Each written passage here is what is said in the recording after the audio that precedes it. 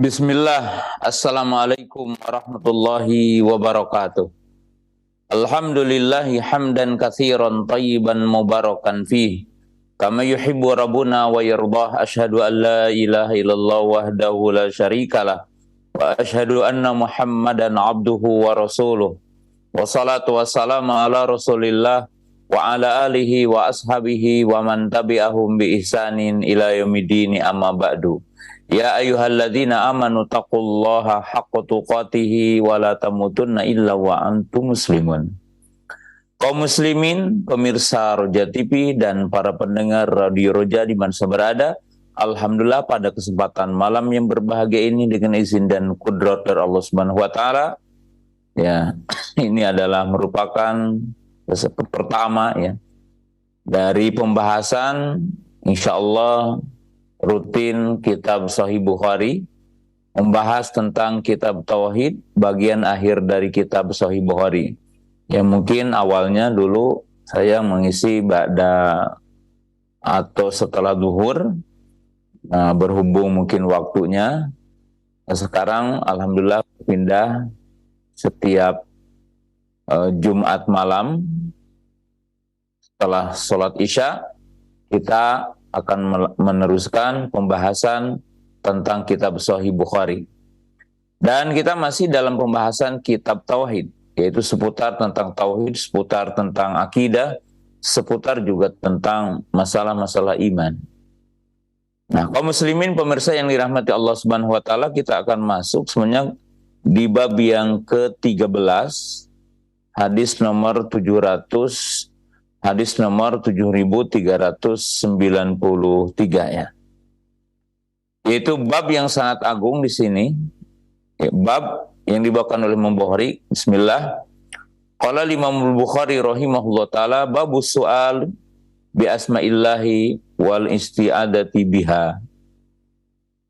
Qala Imam Bukhari rahimahullah taala hadatsana Abdul Aziz ibnu Abdullah, hadatsani Malik an Sa'id ibn Abi Sa'id al-Maqburi an Abi Hurairah radhiyallahu taala anhu qala Nabi sallallahu alaihi wasallam idza jaa ahadukum firasyahu walyanfudhu bisinfati thawbihi thalatha marratin wal yaqul bismika Rabbi wada'tu janbi wa bika arfa'uhu in amsakta nafsi faghfir laha wa in arsaltaha fahfadha bima tahfudhuhu bihi ibadaka salihin. Wa qala Imam Bukhari rahimahullah taala hadatsana Muslim, hadatsana Syu'bah an Abdul Malik an Rib'i an Hudzaifah radhiyallahu ta'ala anhu qala kana Rasulullah sallallahu alaihi wasallam idza awa ila firashihi qala Allahumma bismika ahya wa amutu wa idza asbaha qala alhamdulillahilladzi ahyana ba'da amatana wa ilaihin nusyur. Qala Imam Bukhari rahimahullahu ta'ala haddatsana Sa'dun ibnu Hafs. Qala hadatsana Syaiban an Mansur an Ribni ibn Hirash an Khurasha ibn Hur an Abi Dzar. Qala kana Nabi sallallahu alaihi wasallam idza akhadha majja'ahu minal laili qala bismika namutu wa nahya wa idza staiqadha qala alhamdulillahilladzi ahyana ba'da ma amatana wa ilaihin nusyur. Wa qala Imam Bukhari rahimahullah taala hadatsana Qutaibah ibn Sa'id qala hadatsana Jarir an Mansur an Salim an Quraib an Ibnu Abbasin radhiyallahu taala anhuma qala Rasulullah sallallahu alaihi wasallam qala Rasulullah sallallahu alaihi wasallam law anna ahadakum idza arada ayatiya ahlau wa qala bismillah Allahumma jadibna syaitana wa jadibi syaitana ma razaqtana fa innahu in yakdur bainahuma waladun bidzalika lam yadurhu syaitanun abada. Wa qala Imam Al-Bukhari rahimahullah taala hadatsana Abdullah bin Maslamah hadatsana Fudail an Mansur an Ibrahim an Hammam an Adi bin Hatim qala sa'altu Nabiyya sallallahu alaihi wasallam faqultu ursilu kilabi al-muallama qala idza arsalta kilabaka al-muallamata wa dzakarta ismallah fa amsakna faqul wa idza ramaita bimi'radin wa khuriqa faqul. Al hadis. Kaum muslimin pemirsa yang dimuliakan Allah Subhanahu wa taala, bab ini adalah bab yang sangat agung, bab yang sangat mulia untuk kita ketahui tentang bagian-bagian tentang akidah, yaitu bab meminta, bab soal, artinya bab berdoa, meminta kepada Allah bi asma'illah, dengan menyebutkan nama Allah, wal isti'adatu biha, atau berlindung dengan menyebutkan nama-nama Allah Subhanahu wa taala. Kaum muslimin pemirsa yang dimuliakan Allah Subhanahu wa taala, ini ada pembahasan yang sangat agung tentang bagian dari adab berdoa. Jadi tentang bagian dari adab berdoa. Dan tentunya juga berkaitan dengan iman kepada nama-nama Allah dan sifat-sifat Allah. Dan juga dalam bab ini sekaligus menjelaskan fadlu doa bi asma'illahi wa sifatihi, yaitu keutamaan berdoa dengan menyebutkan nama-namanya ataukah menyebutkan dengan sifatnya. Atau di sini juga bab tentang at-tawassul doa bi asma'ihi wa sifatihi, yaitu kita bertawasul dalam berdoa kepada Allah dengan menyebutkan namanya dan menyebutkan sifat-sifatnya. Kita mengetahui di dalam Al-Quran ada 2 ayat yang melandaskan tentunya tentang kaidah yang sangat agung ini. Jadi tentunya ada 2 ayat di dalam Al-Quran yang menyebutkan kaidah yang sangat agung ini. Pertama dalam surah Al-A'raf, Allah Subhanahu wa taala berfirman, "Walillahi al-asmaul husna fad'uhu biha." Dan bagi Allah ada nama-nama yang baik, maka berdoalah dengan menyebutkan nama-namanya. Jadi kita diperintahkan untuk beribadah, berdoa dengan menyebutkan nama-namanya. Pada ayat yang kedua Allah Subhanahu wa taala menyebutkan, itu pada surah Al-Isra ayat 110. Tadi adalah surah Al-A'raf, ini surah Al-Isra. Qulillaha awinur rahmana ayyama tad'una falahu al-asmaul husna. Di mana Allah Subhanahu wa taala berfirman, "Qulillaha." Katakanlah. Artinya serulah Allah. Artinya memintalah dengan menyebut nama Allah. Ya Allah, Allahumma. Ya. Awinur Rahman, atau mengatakan ya Rahman. Maka dengan nama yang mana saja engkau menyeru, engkau memanggil Allah, maka baginya ada nama-nama yang baik. Nah, kaum muslimin, pemirsa yang dimuliakan Allah Subhanahu wa taala, ya. Ada berdoa, salah satunya bertawasul ketika berdoa dengan menyebutkan nama-namanya. Jadi salah satu adab dalam berdoa adalah bertawasul dengan menyebutkan nama-namanya. Ya. Dan ini tentunya adalah salah satu adab Adab itu tata krama dalam bahasa kita. Ketika kita berdoa kepada Allah, ketika kita munajat kepada Allah, ketika kita meminta kepada Allah Subhanahu wa taala, maka adalah memanggil Allah dengan nama-namanya. Dan tentunya kaum muslimin pemirsa yang dimuliakan Allah Subhanahu wa taala. Para ulama menjelaskan tentang bagian adab ketika kita berdoa menyebutkan nama Allah. Ketika kita menyebutkan nama Allah. Bagaimana? Salah satunya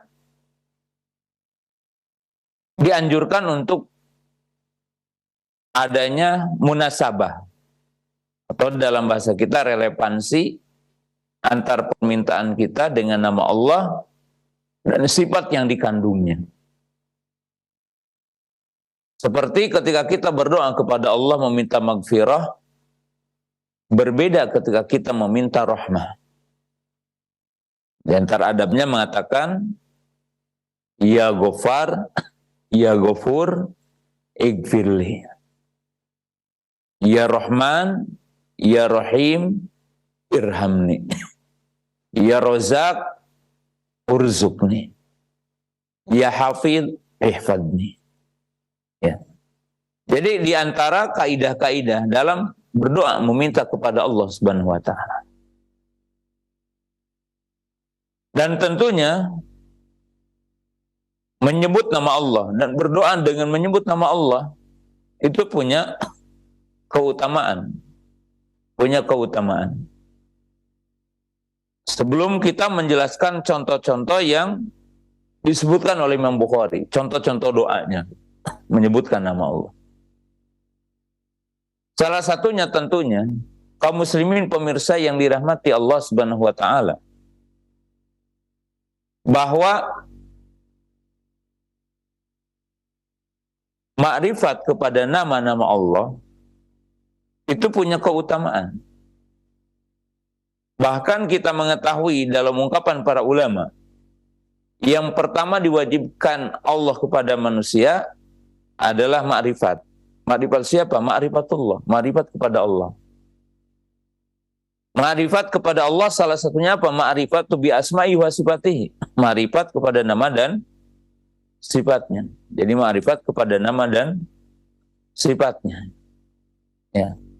Maka tentunya kaum muslimin, pemirsa yang dirahmati Allah Ta'ala, ketika orang munajat kepada Allah, ketika orang meminta kepada Allah, ketika orang berdoa kepada Allah, dalam kondisi orang itu makrifat kepada Allah, makrifat kepada namanya, makrifat kepada sifatnya, tentunya timbul dalam hatinya yang dinamakan as-siqa Allah, yaitu penuh keyakinan kepada Allah, penuh kepercayaan kepada Allah Subhanahu wa taala. Ya. Dan ketika orang itu meminta dengan menyebut nama Allah yang mengandung di dalamnya sifat yang munasabah dengan permintaan kita, maka tentunya disitulah ketergantungan kita, ketawakalan kita, roja kita akan begitu sempurna kepada Allah Ta'ala. Seperti tadi, ketika orang itu berdosa, ketika orang itu melakukan satu maksiat, kemudian Allah Subhanahu wa taala mensyariatkan apa yang dinamakan taubat. Allah Subhanahu wa taala mensyariatkan apa yang dinamakan dengan istighfar. Maka munajatlah orang itu kepada Allah, meminta dengan namanya. Dan tentunya di situ mengandung sifat. Maka orang mengatakan ya Ghafar, ya Ghafur, Ighfirli. Tentunya ketika tahu bahwa Allah memiliki sifat maghfirah, dan maghfirah Allah itu sangat luas, maka terdapat dalam hatinya satu keyakinan, roja yang penuh kepada Allah Subhanahu wa taala. Berbeda dengan orang yang tidak memahami itu dan tidak bertawasul dengan namanya. Bahkan tentunya ketika orang itu meminta juga dengan nama Rahman, meminta dengan nama Rahim. Ya. Maka dia yakin bahwa Allah itu memang memiliki sifat rahmat. Dan rahmat Allah itu luas. Maka secara otomatis ketika orang meminta dengan keyakinan Allah memiliki sifat tersebut, dan Allah Subhanahu wa taala juga adalah betul-betul mencurahkan rahmatnya, maka orang juga dalam kondisi roja, dalam kondisi harapan yang sangat tinggi, ketergantungan kepada Allah Subhanahu wa taala, penyerahan diri kepada Allah Subhanahu wa taala, sehingga di dalam doanya ilhah betul-betul. Ya, meminta kepada Allah, menghadap kepada Allah dengan sepenuh hati. Kenapa? Karena makrifat. Nah, bahkan disitulah kita mengetahui makna dari tauhid asma wa sifat mengandung makna tauhid uluhiyahnya. Bagaimana dari tauhid asma wa sifat mengandung makna tauhid uluhiyah? Bahwa ketika kita dicontohkan poin sisi lainnya, Allah itu Ar-Razik, Allah itu Asy-Syafi, yang menyembuhkan. Allah adalah yang memberi rizki. Maka kita pun berdoa, Ya Razik urzuqni. Wahai Zat yang maha memberi rizki, wahai Zat yang mencurahkan rizki, berilah kami rizki.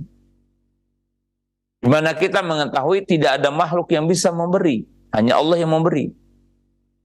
Tidak ada makhluk yang bisa memenuhi, hanya Allah yang memenuhi. Maka di sini kita tidak akan meminta kepada selain Allah, tidak akan memunajat kepada selain Allah, karena selain Allah tidak memberi. Hanya yang memberi adalah Allah. Sebagaimana kita mungkin dalam sebuah contoh doa, Allahumma rabban nasi mudhibal ba'si, ashfi anta syafi.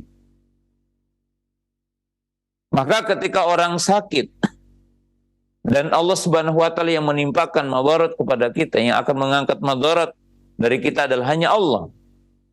Maka kita pun mentauhidkan Allah karena makrifat kepada nama-nama tersebut. Makrifat kepada nama-nama tersebut. Bahkan kita mengetahui salah satu pintu surga adalah dengan makrifat kepada nama-namanya. Tentunya dengan banyak kita berdoa, menyebutkan nama-namanya. Ketika kita munajat menyebutkan nama-namanya, maka tentunya pintu surga terbuka bagi kita. Karena di dalam bab yang sebelumnya, di hadis yang sebelumnya, telah disebutkan, Inna lillahi tis'atan wa tis'ina isman, man ahsaha dakhalal jannah. Sesungguhnya di antara nama Allah ada 99 nama, man ahsaha dakhalal jannah. Di mana dikatakan makna ahsaha, salah satunya adalah berdoa dengan menyebut nama Allah. Maka siapa yang berdoa dengan menyebut nama Allah akan dibukakan pintu surga. Akan disebabkan dia masuk surga dengan sebab dia sering munajat kepada Allah, berdoa kepada Allah dengan menyebutkan nama-namanya. Bahkan kita mengetahui poin yang ketiganya, salah satu sebab doa kita diijabah Allah adalah dengan menyebutkan nama-namanya. Karena tentunya kaum muslimin pemirsa yang dimuliakan Allah Ta'ala, seperti kita tentunya dalam urusan dunia ataupun antara sesama manusia. Ketika seseorang memanggil kita, meminta kita dengan menyebutkan namanya, dengan memanggil nama kita, dengan nama yang kita cintai, maka kita pun akan menerima dan memenuhi panggilan itu. Walaupun tentunya antara kita dengan Allah berbeda. Sudah barang tentu. Tetapi Allah Subhanahu wa taala menyenangi hambanya yang apabila dia berdoa kepadanya, dia menyebutkan namanya.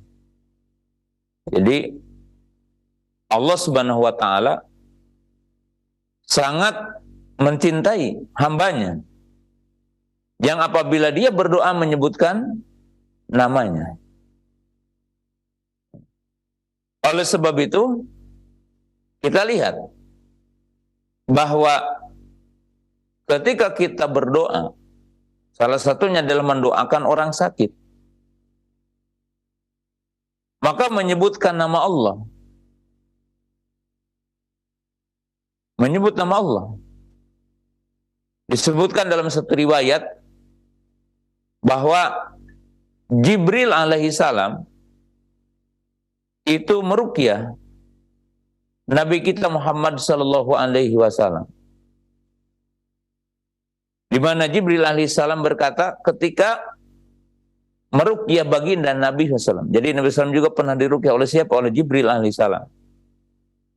Di mana Jibril alaihi salam berkata, Bismillahi arkika min kulli syai'in yu'dika wa min syarri kulli nafasin aw ainin aw hasidin.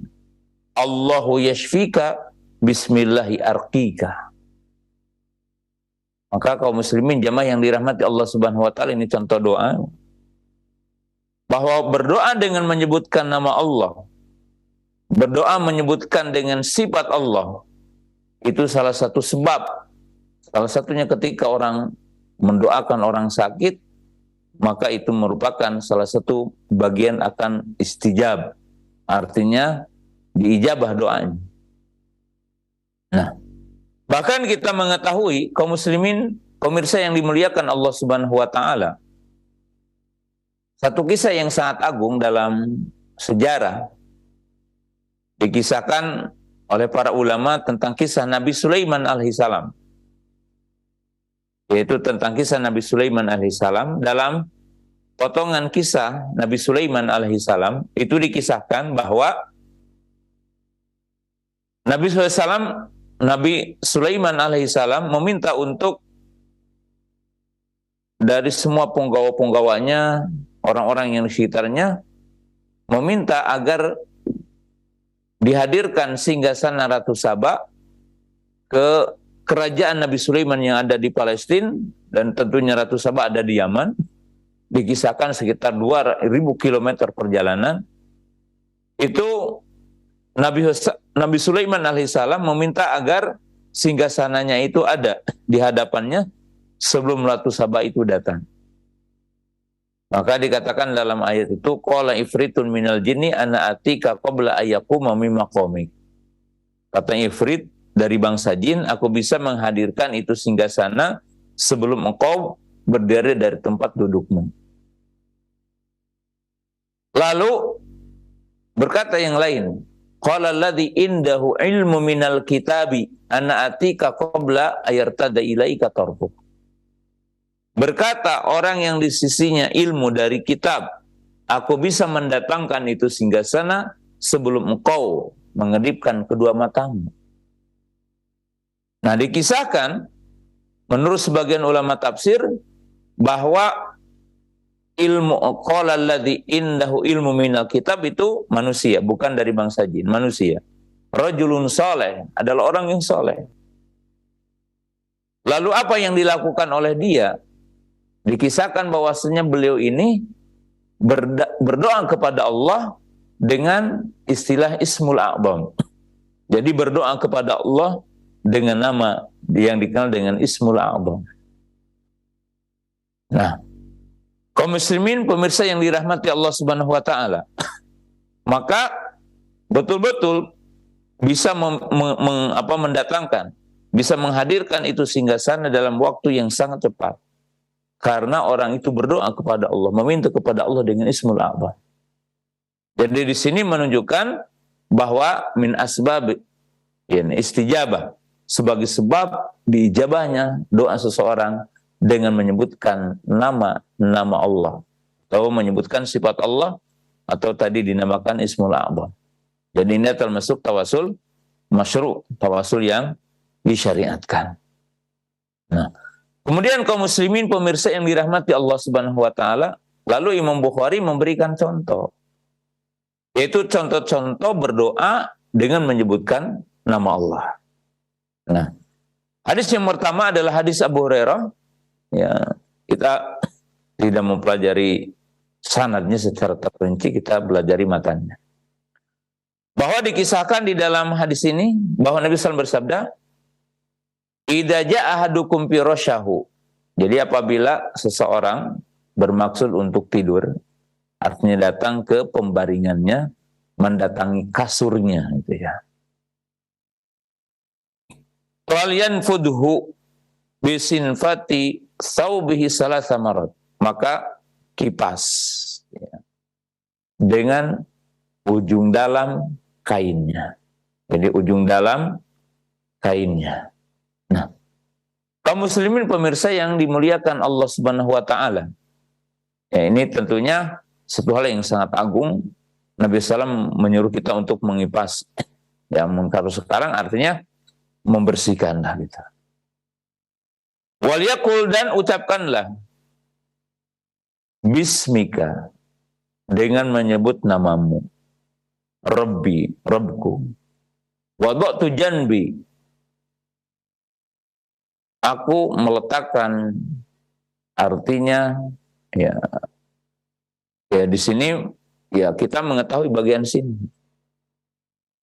Artinya orang ketika akan berbaring, maka dia ya ke bagian ya dari apa tubuhnya, wa arfa'uhu, dan aku mengangkatnya. Artinya berlindung kepada Allah Subhanahu wa taala, meminta kepada Allah Subhanahu wa taala. Idza amsakta nafsi faghfir laha. Jika engkau melepaskan jiwaku, yang di sini maksudnya adalah Allah Subhanahu wa taala, yang di sini tetap menghidupkan, artinya melepas karena Allah menggenggam itu nyawa, digenggam dulu sama Allah Subhanahu wa taala.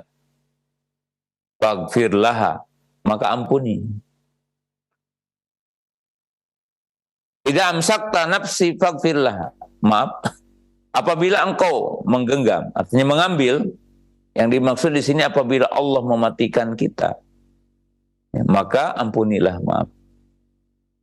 Wa in arsaltaha fahfadha, dan jika engkau melepasnya, maka jagalah. Bima tahfazu ida bika sholihin. Jagalah sebagaimana engkau menjaga hambamu yang soleh. Artinya agar jiwa ini tidak condong kepada maksiat, jaga dari maksiat. Ya. Kemudian pada hadis yang kedua, itu hadis Hudzaifah radhiyallahu taala anhu, bahwa Nabi SAW atau beliau Hudzaifah berkata, kana Nabi SAW, pada Nabi SAW, idza awa ila firasyi, apabila beliau ya akan berbaring ke tempat pembaringannya, ke kasurnya, qala, beliau berkata, Allahumma, ya Allah, bismika, dengan menyebut namamu, ahya, engkau mematikan, wa amutu, aku hidup dan aku mati. Ya, aku hidup dan aku mati. Wa idza asbaha, dan apabila bangun subuh, qala alhamdulillahilladzi ahyana ba'da ma atana wa ilahi nusur. Segala puji bagi Allah yang menghidupkan kami setelah ia mematikan kami, dan kepadanya akan kembali.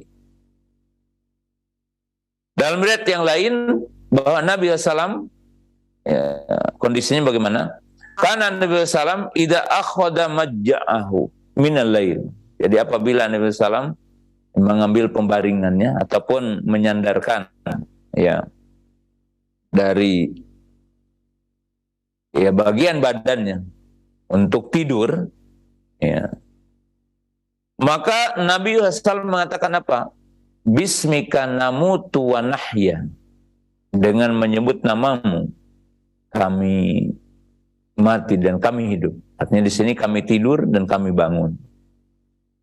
Wa idza staiqadha, dan apabila bangun, qala alhamdulillahilladzi ahyana ba'da ma atana wa ilahi nusur.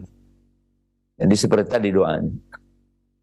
Nah, kaum muslimin pemirsa yang dirahmati Allah Subhanahu wa taala, ya, yang jelas doa-doa ini menunjukkan bahwa Nabi SAW berdoa dengan menyebutkan namanya. Jadi berdoa dengan menyebutkan namanya. Ya. yaitu ketika beliau akan tidur di sini dan ketika beliau bangun. Ya, ketika beliau bangun.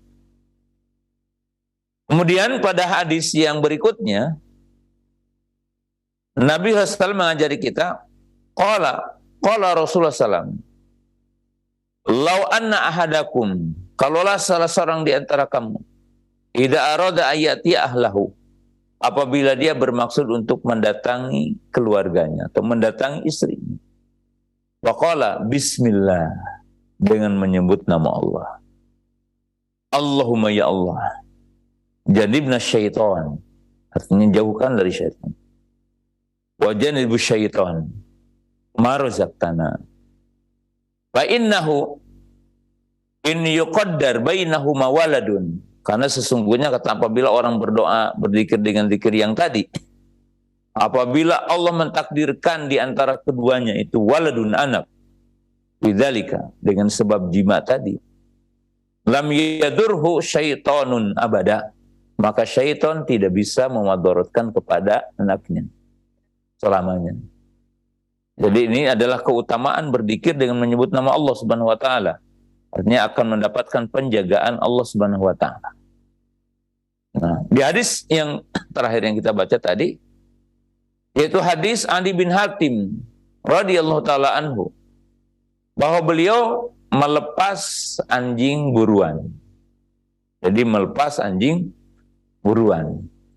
Maka Nabi SAW mengatakan, apabila engkau melepas anjingmu, anjing pemburu, dan engkau menyebutkan bismillah, artinya ketika melepasnya mengatakan bismillah, maka apabila anjing tersebut menerkam, ya apa saja, menerkam rusa buruannya, maka makanlah, artinya jadi halal.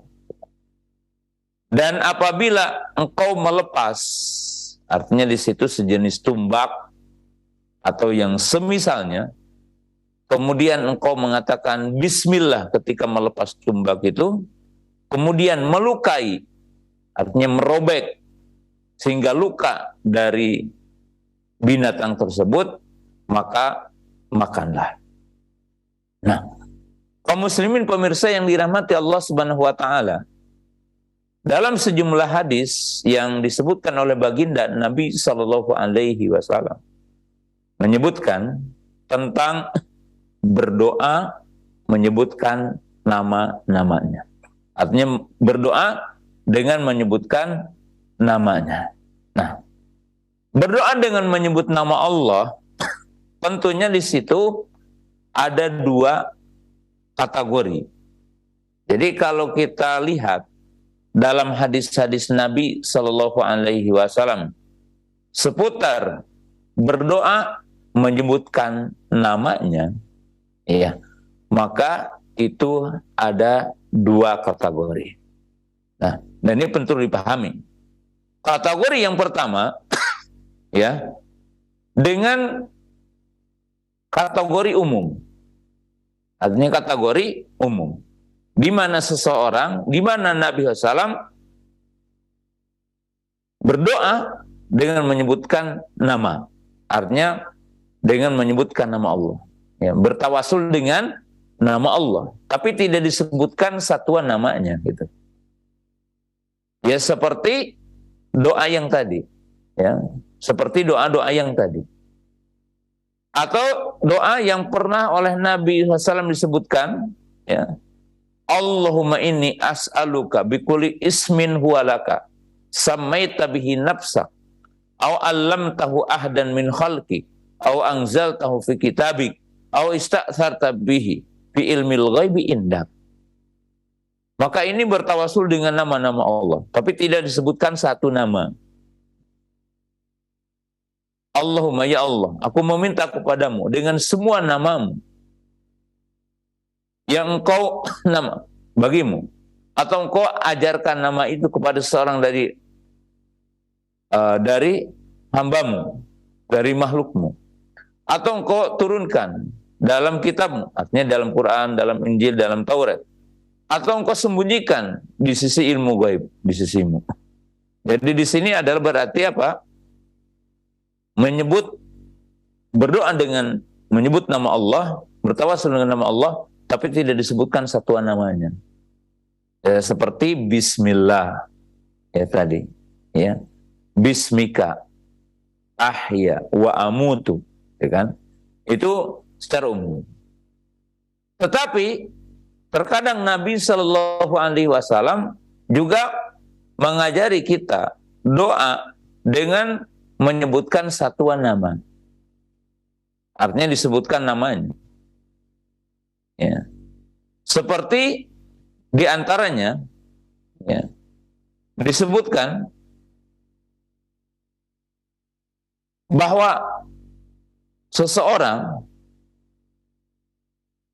sedang berdoa, dan ini takriran, persetujuan dari Nabi SAW. Marra Nabi SAW ala rajulin yad'u fil masjidi fayaqul Allahumma inni as'aluka bi anni ashhadu annaka antallah la ilaha illa anta al-ahadu as-samadu alladzi lam yalid wa lam yulad wa lam yakun lahu kufuwan ahad. Wa qala Nabi sallallahu qad sa'ala bi ismihi al-a'zam alladzi idza sa'ala bihi wa idza da'a bihi ajab. Bahwa Nabi sallallahu mengatakan, ketika orang itu mengatakan ya, dengan menyebutkan nama-nama Allah di sini, menyebutkan sifat-sifat Allah, di antaranya menyebutkan Allah Al-Ahad, As-Samad, ya, kemudian sifat lam yalid, walam yulad, walam yakul lahu kufuwan ahad. Maka Nabi SAW mengatakan kepada orang itu, sungguh engkau telah meminta kepada Allah dengan Ismul A'zam, yang apabila diminta dengan nama itu maka akan akan diberi, dan apabila berdoa dengan nama-nama itu maka Allah Subhanahu wa taala akan mengijabah. Jadi akan mengijabah. Nah, kaum muslimin jamaah yang dimuliakan Allah Subhanahu wa taala, ya.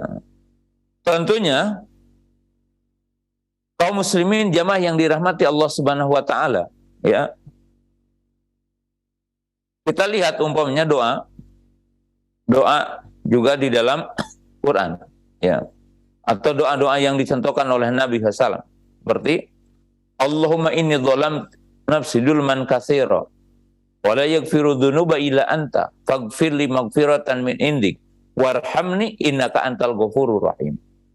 Nah, lihat di situ bahwa diajari yaitu antara minta maghfirah dengan minta rahmah, dengan menyebutkan nama Al-Ghafur, dengan menyebutkan nama Ar-Rahim. Jadi menyebutkan nama Al-Ghafur dengan menyebutkan nama Ar-Rahim. Ya. Kemudian contoh beristi'adzah, berlindung, seperti a'udzu bikalimatillahi tammah min syarri ma khalaq. A'udzu bikalimatit tammah. A'udzu billahi minasyaitonir rajim. Ya. Dan tentunya itu adalah contoh-contoh, ya, contoh-contoh. A'udzu biizzatillah wa qudratihi wa sultanihi min syarri ma ajid wa uhadir. Jadi di situ adalah contoh-contoh, ya, contoh-contoh bahwa di lain kesempatan bahwa Nabi SAW mengajari kita, atau juga sejumlah contoh-contoh dari para sahabat ridwanullahi taala alaihim, bahwa bertawasul dengan nama Allah Ta'ala, ima dengan menyebutkan mujmal nama, seperti tadi dikatakan Allahumma inni as'aluka bikulli ismin walak, ya, atau mengatakan bismillah, gitu kan, mengatakan bismika atau bismillah bismika, itu. Maka itu umum. Tetapi di lain kesempatan baginda Nabi Shallallahu Alaihi Wasallam itu berdoa dengan menyebutkan bagian dari nama-namanya. Jadi satu-satuan namanya. Nah, maka kaum muslimin, pemirsa yang dirahmati Allah Subhanahu wa taala, ya. Ya, salah satu adabnya tadi adalah adanya kecocokan. Karena tentunya nama Allah itu, ya, kalau kita melihat ada nama yang mencakup semua kandungan. Seperti kalau kita mengatakan Allah, ya, Ar-Rabb, Al-Hayyu, Al-Qayyum. Ya, kalau kita mengatakan ya Rabb urzukni. Iya, karena Rabb itu tentunya mencakup semua makna. Ya Rabb urzukni. Kemudian apa? Ya Hayyu ya Al-Qayyum urzukni. Wahidat yang maha Al-Hayyu, yang maha hidup, Al-Qayyum. Artinya Al-Qayyum itu Al-Qaimu binafsihi, yang Allah Ta'ala maha kaya, yang memenuhi gitu ya. Maka boleh kita meminta dengan semua permintaan kita. Tetapi ada nama-nama Allah tentunya yang apabila kita berdoa seyogianya kita munasabah. Ya, munasabah dengan permintaan kita, seperti tadi kita mengatakan ya, dan contoh dalam hadis tadi dikatakan yaitu innaka antal ghafurur rahim. Ya, kita mengatakan ya Ghafur ighfirli, ya Rahim irhamni, ya Ruzik urzukni, banyak dan semisalnya. Nah, jadi kaum muslimin pemirsa yang dimuliakan Allah Subhanahu wa taala, berdoa dengan bertawasul dengan menyebutkan nama-namanya ataupun menyebutkan sifat-sifatnya, di antara keutamaannya adalah merupakan sebab-sebab akan diijabahnya doa kita. Dan tentunya pada doa-doa itu juga mengandung kita zikir dengan menyebutkan nama-namanya, berzikir dengan menyebutkan sifat-sifatnya, kemudian tambah dalam dari kita adalah keimanan, kemudian syiku Allah, tambah keyakinan kita untuk bahwa Allah Ta'ala akan memenuhi semua permintaan kita, keyakinan yang penuh kepada Allah Subhanahu wa Ta'ala. Dan ini adalah di antara contoh yang disebutkan oleh Imam Bukhari di sini. Nah, terakhir, sebelum kita membuka pertanyaan di sini, bahwa kita melihat pemirsa yang dimuliakan Allah Subhanahu wa taala, ya. Nabi sallallahu alaihi wasallam ya mengajari kita hal-hal yang mungkin dianggap oleh kita sepele. Hal-hal yang dianggap oleh kita sepele, yaitu di dalam masalah yang tadi. Ya. Kita lihat di dalam hadis yang pertama bahwa Nabi Shallallahu Alaihi Wasallam ya mengajari kita, poin pertama yang paling utama kita jelaskan tadi, ada berdoa, contoh-contoh bahwa Nabi SAW berdoa dengan menyebutkan nama-nama Allah, bertawasul dengan menyebutkan nama-nama Allah. Tapi di sini kaum muslimin pemirsa yang dirahmati Allah Subhanahu Wa Taala, ya Nabi SAW mengajari kita ya hal-hal yang sepele menurut kita, yaitu berbicara tentang termasuk di dalamnya adalah masalah tentang dunia. Nabi SAW mengajari kita apabila kita akan berbaring, ya, itu diajarkan ketika kita akan tidur untuk mengipas, ya mungkin kalau kita spray gitu ya, kalau di kita mungkin kasur-kasur spray kita itu dihibas dulu, ya. Kemudian Nabi SAW menggambarkan itu dihibasnya dengan dalam kain. Dalam kain. Kenapa? Sebab tentunya yang paling bersih adalah bagian yang dalam, yang paling dalam. Ya, paling dalam. Kemudian apa? Mungkin di situ ya ada sesuatu, ya mungkin ada sesuatu yang tidur di situ sebelumnya. Bisa aja yang tidur di situ jin gitu. Bisa aja yang ditidur mungkin bekas orang. Atau mungkin hari ini ada binatang, ada semut, ada sesuatu, ya. Maka Nabi SAW selalu memberikan solusi dalam setiap perkara, hal yang mendatangkan maslahat, hal yang menutup perkara-perkara madarat. Nah, oleh sebab itu kaum muslimin pemirsa yang dirahmati Allah Subhanahu wa taala, hal yang mungkin kita akan bahas di lain kesempatan, rahmatnya syariat Islam itu bukan dibikin rahmat oleh kita sendiri gitu ya. Ya, jadi syariat Islam itu syariat yang penuh dengan rahmat, karena tentunya Allah Subhanahu wa taala yang menurunkan syariat ini yang memiliki sifat rahmat. Jadi kalau kita berbicara tentang rahmatnya itu Islamnya. Bukan rahmat itu budaya gitu ya. Jadi bukan jadi dirubah Islam dengan karena manusia pingin rahmat.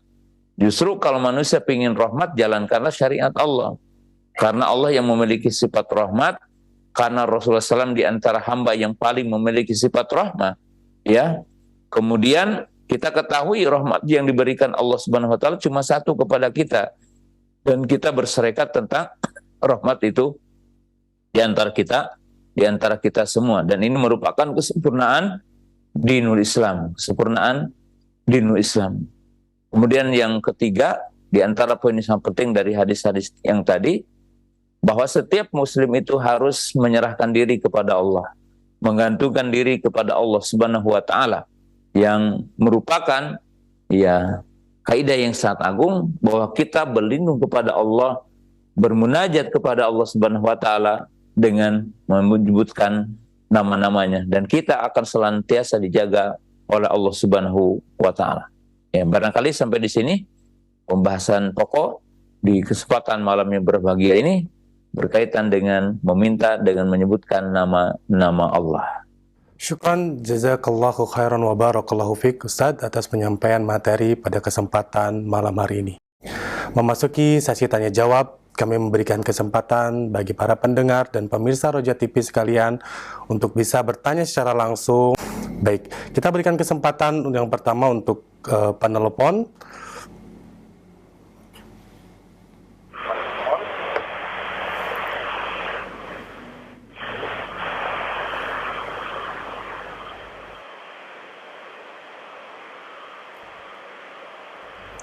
Halo, assalamualaikum.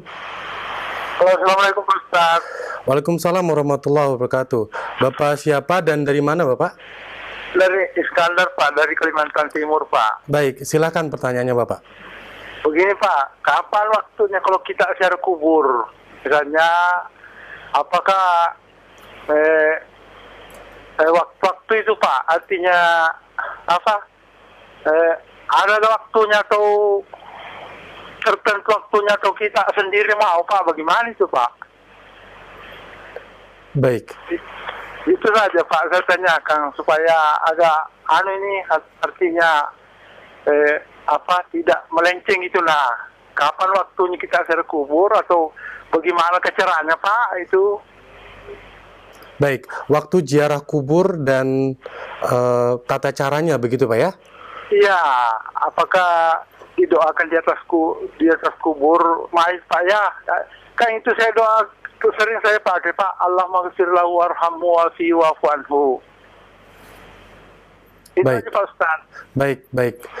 Ya, Assalamualaikum warahmatullahi wabarakatuh. Ustaz, tafadhol. Saya yang dirahmati Allah Subhanahu wa taala, ziarah kubur adalah bagian yang disyariatkan di dalam syariat Islam. Kita mengetahui hadis yang paling populer, kuntu nahaitukum an ziyaratil kubur fazuruha fa innaha tudzakirukumul maut. Dulu aku melarang untuk berziarah kubur, dan sekarang silahkan kalian untuk berziarah kubur karena akan mengingatkan kita atas kematian kita. Nah, jadi kaum muslimin pemirsa yang dimuliakan Allah Subhanahu wa taala, ziarah kubur adalah disyariatkan dalam Islam. Kemudian apa hikmah dari ziarah kubur? Hikmah dari ziarah kubur yang paling utama agar kita mengingat kematian, bahwa kita akan ada fase kematian. Ya, dan kita tidak tahu kapan kita akan mati. Orang yang memiliki kekuasaan, orang yang memiliki harta banyak, orang yang paling ganteng, orang yang paling cantik, ya, tetap akan lewat masa, yaitu kita akan mati. Kemudian kita tahu, ya, dalam kaidah kita agama, kullu nafsin dha'iqatul maut. Kemudian Allah Subhanahu wa taala menjelaskan, manusia itu hidup dari tanah, dikembalikan ke tanah, dan akan dibangkitkan lagi dari tanah nanti. Artinya kita kan dari tanah diciptakan min turabin. Kemudian kita akan dikuburkan juga di tanah. Kemudian akan dibangkitkan nanti lagi ketika malaikat Israfil meniup sangkakala. Maka tujuan dari ziarah kubur adalah untuk mengingat kematian. Dan sesuatu yang kontradiktif hari ini berkaitan dengan ziarah kubur Banyak orang yang ziarah kubur justru untuk dunia. Yaitu meminta kepada penghuni kubur agar kaya, agar naik jabatannya, agar bertambah umurnya. Itu kan kontradiktif. Yang semestinya datang ke kuburan itu jadi ingat mati. Tidak akan tidak akan lalai. Tidak melalaikan kita dari kematian. Tidak melalaikan kita dari taat kepada Allah Subhanahu wa taala. Tapi hari ini mungkin orang udah keliru ya. Mestinya datang ke kuburan itu mengingat kematian. Bahwa kita akan mati. Ya. Bahwa kita akan seperti mereka. Sekarang lain, orang datang ke kuburan justru meminta kekayaan, meminta harta, meminta bertambah jabatan, meminta tambah umur. Ya. Kemudian ziarah kubur yang kedua tujuannya apa? Bahwa kita dianjurkan untuk adab-adab ziarah kubur. Apa adab ziarah kubur? Masuk dengan mengucapkan salam, assalamualaikum ya ahlal diyar minal muslimin wal muslimat wa inna bihum laikun. Lihat di situ mengucapkan salam dan mengatakan kami juga akan menemui kalian nanti. Artinya akan seperti kalian.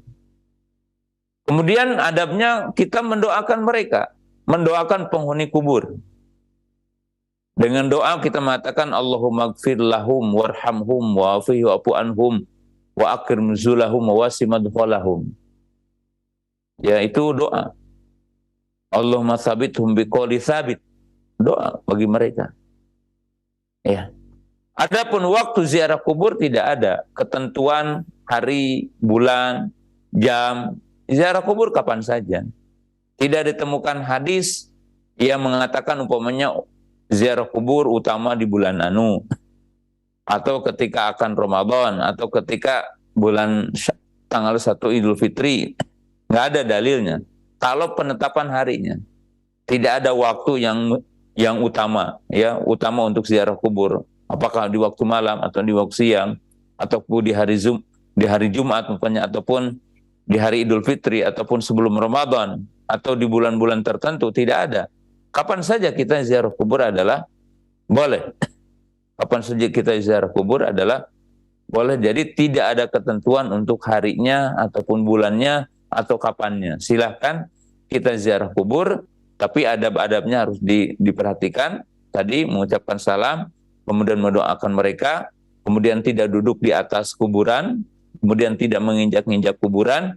Itu diantara adab-adab kita ziarah kubur. Dan diantara yang terlarang adalah kita meminta kepada penghuni kubur. Meminta dunia, meminta seperti ya Syekh fulan, urzukni ya Syekh fulan agisni. Itu nggak boleh. Sebab itu merupakan bagian dari kesyirikan. Inna syirka la dzulmun adzim. Sesungguhnya syirik adalah zalim yang paling agung, paling besar. Allah taala. Syukran Ustaz atas penjelasannya. Satu lagi mungkin Ustaz, pertanyaan dalam sesi malam hari ini.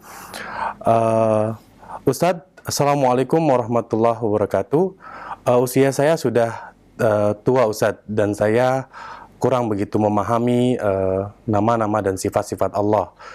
Ketika berdoa, saya hanya bisa menyebutkan satu atau dua nama sifat saja. Dan apakah itu berdosa Ustaz? Terima kasih. Ya, kita kembali kepada kaidah umum ya. Fattaqullaha mastata'tum. Bertakwa kepada Allah dengan semampuan kita. Jadi kalau seseorang hanya tahu sebagian nama Allah, gitu kan, kemudian hanya bisa menyebutkan sebagian nama Allah, tidak berdosa. Tidak berdosa. Tapi kita harus ingat dengan dua sisi. Sisi yang pertama, bahwa kita harus punya motivasi tinggi. Gitu ya. Tidak ada istilah, mungkin kita tadi kata saya udah tua. Ya, kita harus tetap punya motivasi untuk tetap belajar. Dan apabila orang itu memiliki kegigihan, memiliki kesemangatan untuk belajar, maka Allah Subhanahu wa taala akan membuka pintu ilmu bagi kita. Jadi jangan kita berhenti di situ. Ya, jangan kita berhenti di situ. Kita harus ulul himma, tinggi cita-cita kita. Karena tentunya orang yang memahami nama-nama dan sifat Allah Subhanahu wa taala akan semakin indah ketika dia berdoa kepada Allah Subhanahu wa taala. Itu sisi yang pertama. Sisi yang kedua juga kembali menekankan sisi yang pertama, bahwa kita tidak boleh berargumentasi dengan umur dalam belajar, dalam beribadah kepada Allah. Ini mungkin salah satu nasihat yang sangat penting untuk saya sampaikan. Sebagian orang banyak yang ketika disebutkan perintah Allah, saya masih muda. Sebagian orang juga ketika disebutkan perintah Allah, saya udah tua. Gitu. Jadi nggak ada benernya. Jadi kita kapan ibadah itu, gitu kan? Ya, masih muda kita mengatakan nanti, udah tua, udah salemah, gitu kan? Padahal kaum muslimin pemirsa yang dirahmati Allah Subhanahu wa taala, orang itu akan digerakkan dengan girohnya, bukan dengan fisiknya sebenarnya. Jadi apa yang ada dalam hati kita, apa yang ada dalam giroh kita itu lebih besar gitu, ketimbang fisik kita. Maka ada sebuah cerita, salah satunya cerita dari ulama dulu, dan cerita Syekh Abdul Aziz Ibn Baz rahimahullahu ta'ala. Ketika sejumlah dikisahkan, beberapa muridnya mengatakan bahwa Syekh itu tidak cuti dalam tugas beliau. Padahal beliau itu kan, kalau kita tahu, beliau itu ditakdirkan buta. Lalu punya semangat banget gitu ya, dalam menunaikan kewajiban beliau. Maka beliau mengatakan sesungguhnya kekuatan itu bukan dari fisik, tapi kekuatan itu adalah dari hati. Kekuatan itu dari niat.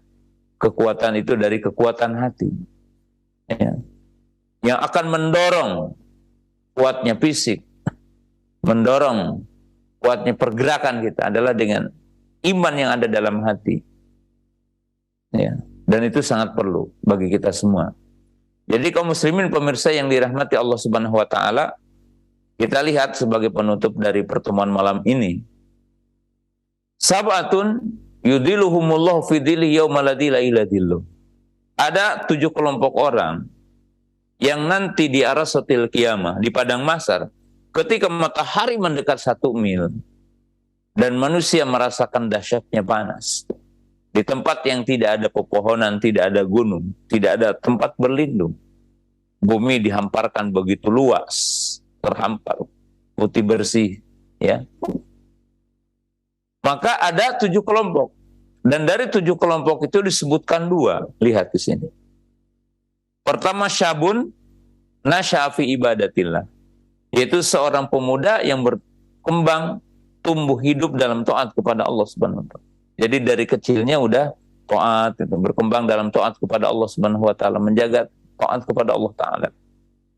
Maka para pemuda, para pemudi jangan sekali-kali mengatakan, wah nantilah saya. Enggak ya. Yang kedua, rajulun qalbuhu mu'allaqun fil masajid. Seseorang ini umum, termasuk orang tua. Orang yang hatinya terikat dengan masjid. Jadi mahabbatul masjid, mencintai sholat berjamaah, taklim dan sebagainya. Maka pemirsa yang dirahmati Allah Subhanahu wa taala, ya nasihatnya apa? Kaum pemuda jangan melalaikan waktu pemuda untuk belajar. Kemudian orang yang udah tua jangan berkecil hati untuk belajar. Karena Allah Subhanahu wa taala akan memberikan pemahaman kepada siapapun, ya walau ya ketika Allah taala menghendaki. Ya, tidak sedikit ulama yang belajar udah 50 tahun. Ada yang 60 tahun. Yang menjadi motivasi bagi kita semua. Demikian barangkali yang bisa kita sampaikan di malam yang berbahagia ini berkaitan tentang meminta kepada Allah dengan menyebutkan namanya, ataupun berlindung kepada Allah dengan menyebutkan namanya. Itu salah satu adab dalam berdoa, salah satu sebab doa kita akan mustajab. Kemudian juga dengan itu seseorang telah ya lebih mendekatkan dirinya kepada Allah Subhanahu wa taala. Wa akhiru da'wana anil hamdulillahi rabbil alamin.